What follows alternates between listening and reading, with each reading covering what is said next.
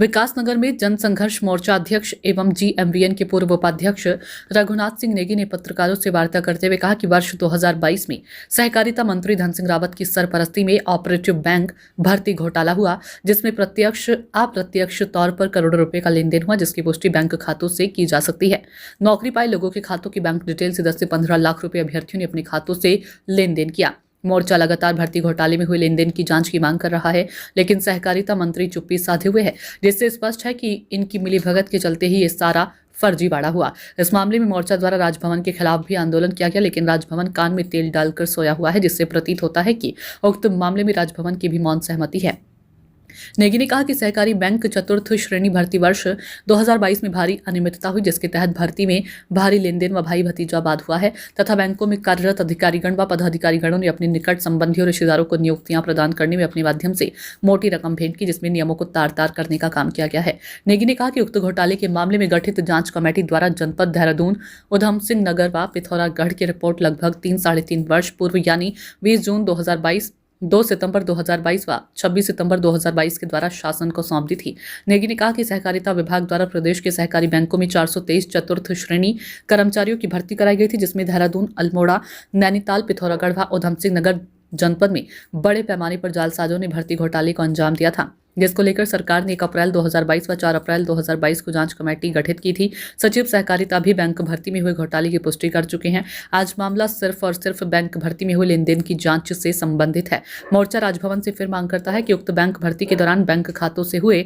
करोड़ों रुपए के लेन देन की जांच कराकर सहकारिता मंत्री के खिलाफ कार्रवाई करने का काम करे। पत्रकार वार्ता में प्रवीण शर्मा पिन्नी व पचहदून अध्यक्ष अमित जैन मौजूद रहे। बैंक भर्ती घोटाला है जो 2022 में हुआ था, उसमें जांच के आदेश दिए थे। उसके बाद उसमें सचिव सहकारिता है, उन्होंने अक्टूबर 2023 को कह दिया था कि भर्ती में अनियमितता हुई है, इसको निरस्त कर दिया जाए। हमारा आज मामला निरस्त करने का नहीं, निरस्त करने के लिए तो राजभवन से, सरकार से लगातार सबसे कह चुके हैं, लेकिन इसमें मामला मुख्य यह है कि धन सिंह रावत जी की सरपरस्ती में जो उस समय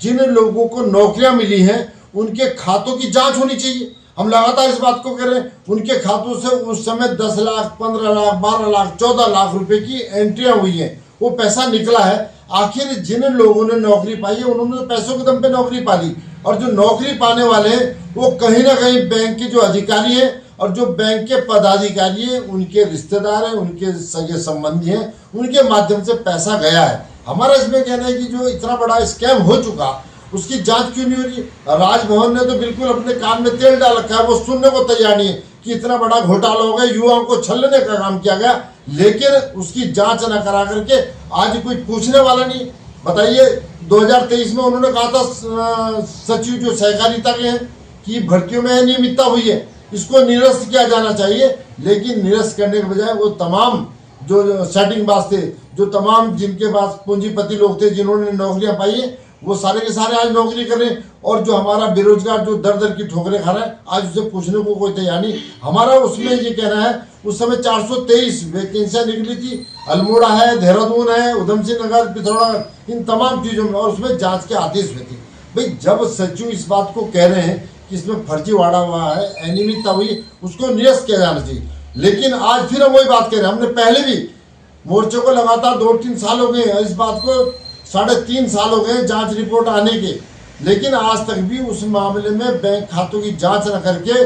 जो सहकारिता मंत्री हैं धन सिंह रावत जी, उन्होंने स्पष्ट कर दिया है कि इसमें सारी की सारी मिली भगत उन्हीं की है, और इसमें मौन सहमति, आज जनसंघ मोर्चा इस बात को फिर कह रहा है, इसमें मौन सहमति राजभवन की है, जो बिल्कुल इसमें कार्रवाई कराने को तैयार नहीं। हमारा इसमें कहना स्पष्ट है कि ऐसे गैर जिम्मेदार मंत्री को, भ्रष्ट मंत्री को, जिनकी सरपरस्ती में घोटाला हुआ है, उनको निकाल बाहर करना चाहिए। राजभवन भी इस बात का संज्ञान ले, ऐसे भ्रष्ट मंत्री की इस प्रदेश की कोई आवश्यकता नहीं।